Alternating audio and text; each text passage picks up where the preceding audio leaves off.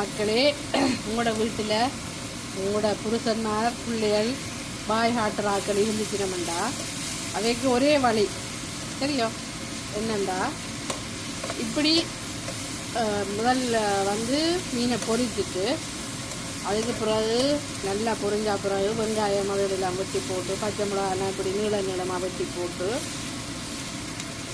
அதுக்குள்ள oyster sauce இதெல்லாம் கொஞ்சம் வெந்து பிடிய ஒய்ஸ்டர் சோஸு இது எரிஞ்ச மாதிரி இருக்கா. நான் எரிய இருந்தால் அங்கால சைட்டில் கிடக்குது, நிழலாக இருக்குது சரியா.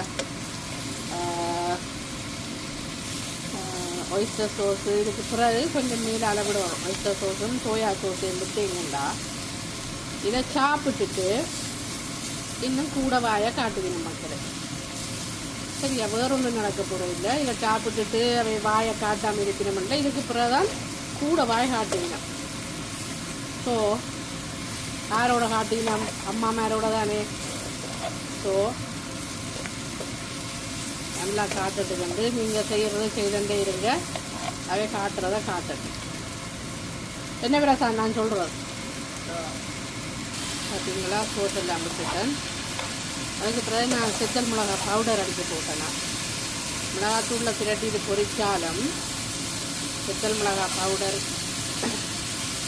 இந்த சோஸ் எல்லாம் விட்டால் தான் கூட வாயை காட்டலாம்.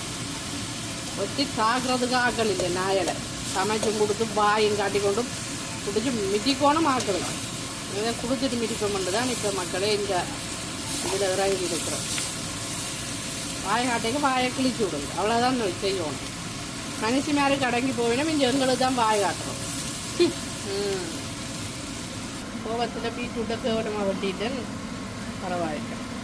ரசம் எப்படி ரசம் இருக்குது பார்த்துறீங்களா. இது பேர் தான் ரசம் வந்து சொல்லி நான் பார்ப்போம். முருங்கைக்காய் உருளைக்கிழங்கு குழம்பு ரசம். இதை பற்றி என்ன நினைக்கிற? அம்மா வந்து வேலைக்கு போயிட்டு வந்து என்ன ஆஹான்ற இவ்வளோதானா? என்ன இவ்வளோதானா உங்கள் சவுண்டு? சாப்பிட்டா பிறகு